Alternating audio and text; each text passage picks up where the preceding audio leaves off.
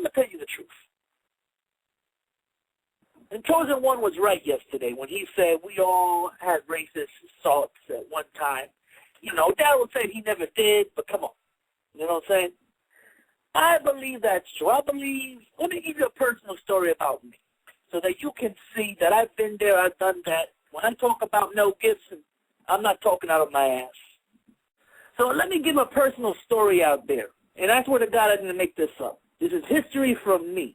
I know what Mel Gibson's going through, and I've been there. Mine's a little slightly different, but I want to hear what people think about this. But this is the truth. In my younger days in high school, I was in art class. I was an artiste. I used to draw pictures and stuff, you know. No, for real, I used to draw.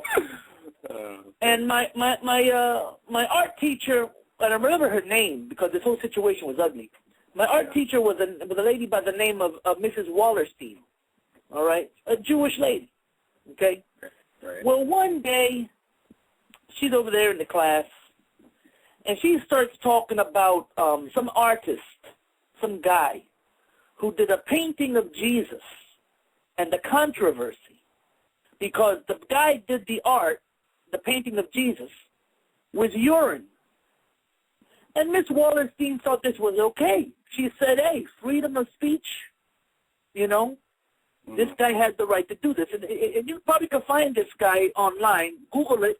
I swear to God, I'm not lying. This was years ago. This had to be like 89, 1990, right? Right. So me being the rebel, the curious bastard that I am, I said, okay, let's see how far freedom of speech works for her. Oh, no. So what I just, yes, I know. This is a good one. Listen to this one. So I decided I'm going to do a little artwork and see how Miss Wallerstein handles it. So I started drawing a picture, a pretty big one, too, a poster-sized picture of Santa Claus. But the only difference, or the one major difference between my Santa Claus and the Santa Claus everybody else knows. I'm waiting for this. Yeah. It was Adolf Hitler as Santa Claus. Oh, man. And his bag of toys contained a swastika, guns, knives, all types of weaponry. You know what I'm saying? So when I was done, I handed her the poster. Oh, what do you think? Freedom of speech. Well, you know, you can imagine what happened. Yeah. She had a big problem with my poster. Primarily the swastika. She really didn't care about Hitler being Santa, but the swastika was a big thing for her. And she said, Eli, could you please erase that? I said, no, freedom of speech. If it's okay for a guy to paint Jesus with his urine, it's okay for me to draw Hitler and a swastika. It's okay. So, make the long story short, I was basically expelled from high school. Oh, man, my parents fought it. Yes, this is true. My parents fought it. The most they could do is send me to what we call over here in Jersey alternative school. School. I don't know if they have it in your state. Yeah, they do. You know what I'm saying? And basically, for anybody who's never heard of an alternative school, it's for delinquents, jokesters, bullies, gang members. The worst of the worst go to these alternative schools. Yeah. Let me describe to wake up, okay? Since I was a person who went to one of these schools, let me describe to you my day, okay? First, I would get picked up at my home, all right? And when I first started, before they started here in my town, they used to ship me like 3 or 4 towns away, all right? I didn't mind because sometimes they would pick me up in a limo, so I'd get there, I look cool and everything, you know what I'm saying? For real, they would pick me up in a limo because the driver had like 2 jobs or whatever, I don't know. But anyway, and then when they started doing it here in my town, to keep the local kids, here in town, they used to take us to the YMCA. We used to go in the swimming pool. We used to hang out, chilling. I'm telling you, though, we hardly ever worked. Yeah.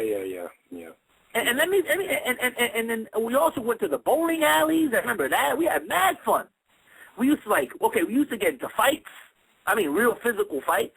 You know what I'm saying? You had because some of the guys in there, if you didn't defend yourself, there was no choice. I remember one of the guys was a crazy psychotic dude by the name of Juan.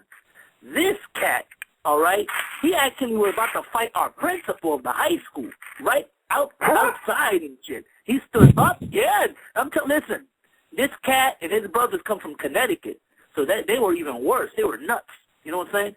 But look, the reason why I brought up this story, all right, and let me also add how fucked the educational system is, because eventually I got so sick and tired of going to that school here in town that I just decided to walk out. I said, the hell with this shit. I threw my homework on the desk, and I left. You know what I'm saying? Let me see, that was in 1990, right? 91, 92, 93. 2 years later, in 93, okay, check this out, no lie. My best friend can support what I'm saying. My best friend is about to graduate in 93. So he asked me to go with him because he had to talk to some coach in high school. While he went out and did that, I went to the principal's office, all right? And I said, well, let me try something. I want to see whether or not this is going to work. So I go to the secretary, and check this out. I tell her, listen, I was supposed to graduate before, you know, and but I was in Puerto Rico on a trip, so I just want to know if I can get my diploma because I wasn't around to get it. So I thought this lady was going to say, no, you're crazy. You never graduated, all right? No. This lady goes into a file cabinet, finds my name in a folder, a vanilla folder, hands it to me. Hands it to me, wake up, no lie. Oh, my God. That means, you know what that, and I took my diploma home. Check it out. You know what they do? They print up these diplomas ahead of time. They just decide whether or not to give them to you. That's how it works. And the reason why that's how it works, bro. And the reason why, okay, I even mentioned this story of mine. Swear to God, it's for real.